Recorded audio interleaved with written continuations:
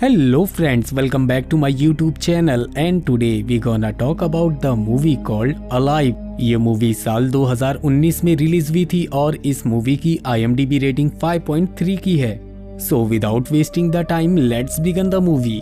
दोस्तों, मूवी की शुरुआत होते ही हम एक आदमी को देखते हैं जो कि बुरी तरह इंजर्ड था और उसे अभी अभी होश आया था। वो किसी तरह के अनजान हॉस्पिटल में होता है और उसे कुछ भी याद नहीं था कि वो यहाँ कैसे पहुँचा था। वो वहाँ से निकलने की कोशिश करता है लेकिन वहाँ एक और आदमी भी था जो उसे वहाँ से निकलने नहीं देता। और अब हम यहाँ देखते हैं कि वो आदमी कोई और नहीं बल्कि सर्जन था जो कि उसका इलाज कर रहा था। वो उसे बेहोश कर देता है और जब उस आदमी को दोबारा होश आता है तो वो देखता है कि उसके साथ एक इंजर्ड औरत भी होती है। वो सर्जन उन दोनों की फोटोज ले रहा था। उस आदमी को देखकर ये पता चलता है कि वो कई दिनों के बाद होश में आया है क्योंकि उसकी बॉडी पहले से कहीं ज्यादा रिकवर हो चुकी थी। वो सर्जन उस औरत को लेके जाता है और उसके जाते ही वो आदमी खुद को आजाद करने की कोशिश करने लगता है। वो अपने हाथ को किसी भी तरह आजाद कर लेता है लेकिन वो सर्जन तो कहीं गया ही नहीं था, वो उसके पीछे ही खड़ा था और उसकी इस चालाकी की वजह से वो उसे फिर से बेहोश कर देता है। और जब उसे दोबारा से होश आता है तो वो औरत उससे बात करने लगती है। वो औरत उसे बताती है कि वो कई दिनों के बाद होश में आया है और उसके बाद वो औरत उससे कई और भी सवाल पूछने लगती है लेकिन ये आदमी कुछ बोल नहीं पाता। और अब हमें यहाँ पता चलता है कि इस मूवी में इन दोनों का कोई नाम नहीं है और ऐसा क्यों है ये हमें आगे पता चलेगा। उस औरत की याददाश्त जा चुकी थी इसीलिए उसे नहीं पता था कि वो कौन है, लेकिन वो आदमी को कुछ तो याद था इसलिए वो उस सर्जन से इतनी नफरत करता है। वो औरत उससे पूछती है कि क्या वो उसे जानता है और काफी देर तक उसकी ओर देखने के बाद वो गर्दन ना में हिला देता है लेकिन उसका चेहरा कुछ और ही कह रहा था। वो दोनों ऐसे ही बात कर रहे थे और उनकी ये सारी बातें वो सर्जन खड़े रहकर सुन रहा था।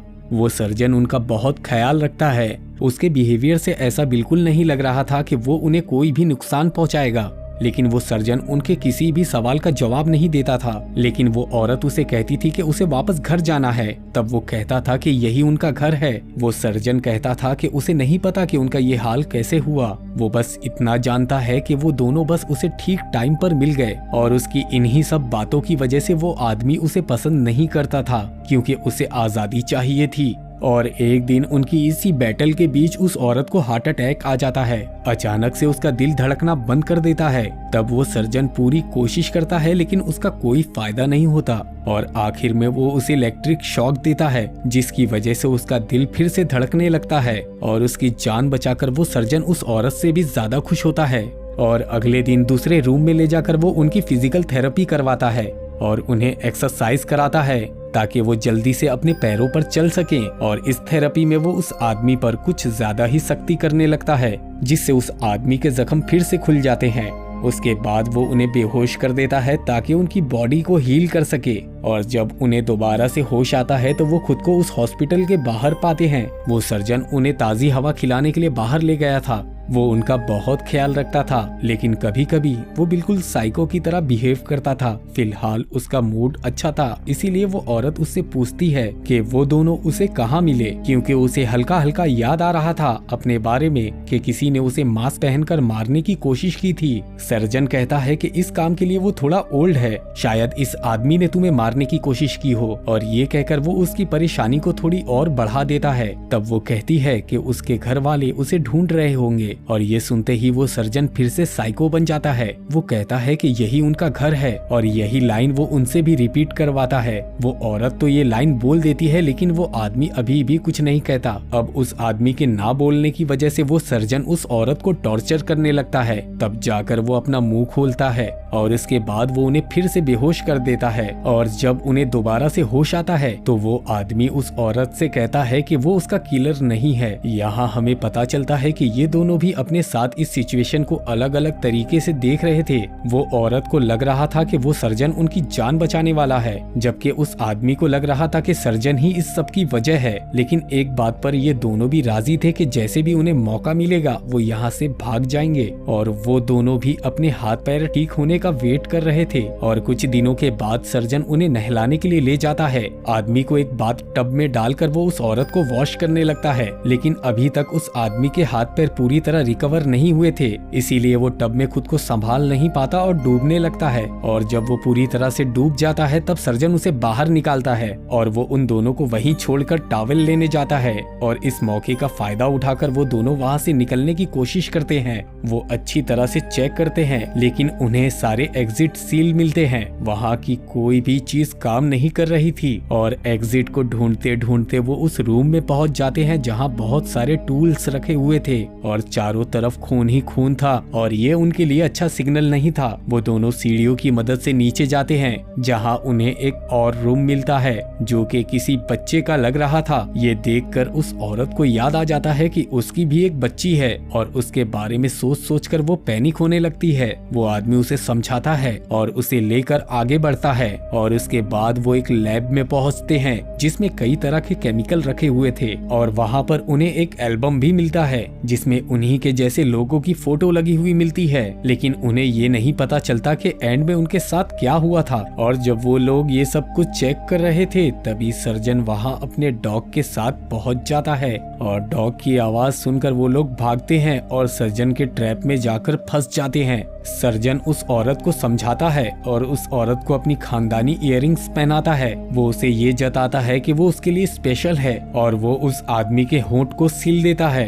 क्योंकि वो औरत उसकी बातों में आ रही थी और इसलिए भी क्योंकि वो उन दोनों को सजा देना चाहता था ताकि वो दोबारा से भागने के बारे में ना सोचे। और उसके बाद वो उसके पैर का अंगूठा काटने लगता है और ये सब कुछ वो उस औरत के सामने ही कर रहा था, इसलिए वो औरत हिम्मत करके एक वार सर्जन के ऊपर कर देती है जिससे वो सर्जन बेहोश नहीं होता और वो पलटकर सिरिंज से उस औरत पर हमला कर देता है। पर वो औरत खुद को बचाते हुए उसी सिरिंज से उस सर्जन के ऊपर कई स्टेप कर देती है और जब उसे लगने लगता है कि वो सर्जन मर चुका है तो वो उसे छोड़कर उस आदमी को आजाद करवा देती है और वो दोनों वहाँ से भागने लगते हैं। उसके बाद वो हर एक रूम को चेक करते हैं लेकिन सभी रूम लॉक थे। सिर्फ एक रूम खुला था जिसमें लोगों के सिर्फ कपड़े भरे हुए थे।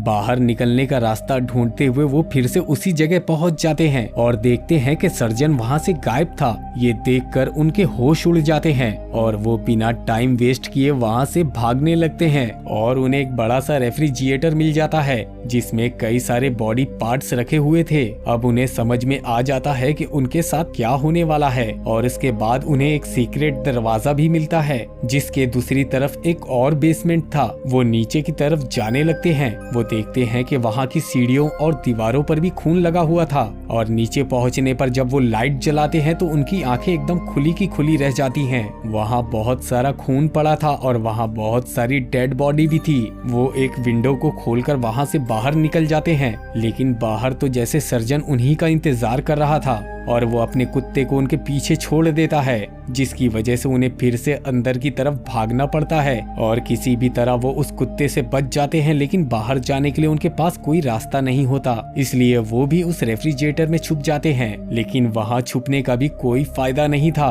क्योंकि सर्जन अपने कुत्ते की मदद से उन्हें ढूंढ लेता। तब वो आदमी सर्जन पर हमला करता है। वो दोनों किसी भी तरह बाहर निकलकर उसे अंदर ही लॉक कर देते हैं। फिर वो दोनों उसी रास्ते से बाहर जाते हैं और फाइनली वो उस हॉस्पिटल से बाहर निकल चुके थे और वो हॉस्पिटल एक वीरान जगह और शहर से काफी दूर होता है। वो एक नदी में हाथ मुंह धोकर आगे की तरफ बढ़ते हैं और रोड तक आकर गाड़ियों से लिफ्ट मांगते हैं पर कोई भी उनकी मदद करने को तैयार नहीं होता। सब लोग उनकी ऐसी हालत देखकर उनसे डर रहे थे और फाइनली एक कार आकर रुक जाती है लेकिन उस कार में वही सर्जन बैठा हुआ था और उससे बचने के लिए वो दोनों जंगल में भागने लगते हैं लेकिन भागते भागते वो डेड एंड तक पहुंच जाते हैं और उसके बाद वो सर्जन उन्हें समझाता है कि उन्हें घर वापस चलना चाहिए जहां वो उनका ध्यान रखेगा। वो आदमी कहता है कि इससे बेहतर वो मरना पसंद करेगा और उसके इतना कहते ही वो सर्जन उसे शूट कर देता है। उसके बाद वो उस औरत को मारने लगता है। तब वो औरत उसे उसकी खानदानी इयररिंग्स दिखाती है, जिसे देखकर वो उसे छीनने के लिए उसके पास आता है और तभी वो औरत उसे नीचे ढकेल देती है और ये सोचती है कि शायद सर्जन अब तो मर ही गया होगा।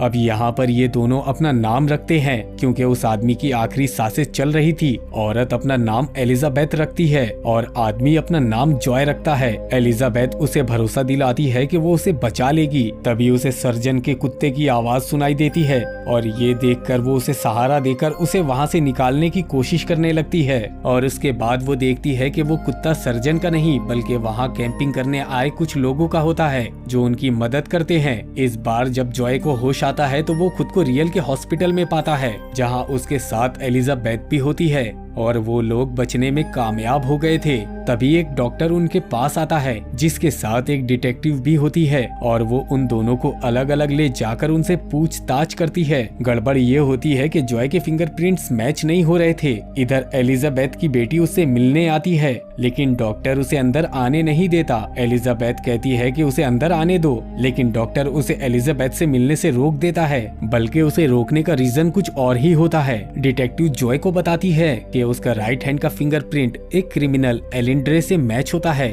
और उसके लेफ्ट हैंड का फिंगरप्रिंट एक पुलिस ऑफिसर डिओड्रेंट से मैच करता है। लेकिन यहाँ पर सबसे बड़ी प्रॉब्लम ये होती है कि वो दोनों ही मर चुके थे और एलिजाबेथ की लड़की उससे अंदर आकर लड़ने लगती है। वो उसे बताती है कि वो उसकी मॉम की तरह दिख तो रही है लेकिन वो उसकी मॉम नहीं है क्योंकि उसकी मॉम तभी मर चुकी थी जब वो सिर्फ 4 साल की थी और ये तो हमें देखते ही पता चल रहा था कि वो अब अच्छी खासी बड़ी हो चुकी है और उसकी मॉम किसी अटैक में नहीं बल्कि बीमार होने की वजह से मरी थी। अब यहाँ आकर हमारी कंफ्यूजन बढ़ जाती है कि आखिर इस मूवी में चल क्या रहा है और अब आखिर में इस मूवी का सस्पेंस खुल ही जाता है कि वो दोनों पेशेंट कोई एक इंसान नहीं बल्कि कई सारे लोगों की डेड बॉडी में से अलग अलग पार्ट्स को जोड़कर उस सर्जन ने बनाया होता है। यानी कि वो किसी को मार नहीं रहा था बल्कि वो मरे हुए लोगों को फिर से जिंदा कर रहा था और ये दोनों भी उस सर्जन के एक्सपेरिमेंट का सक्सेसफुल रिजल्ट होते हैं, इसलिए वो उन दोनों का इतना ख्याल रख रहा था। और आखिर में उसकी कही बात सच निकली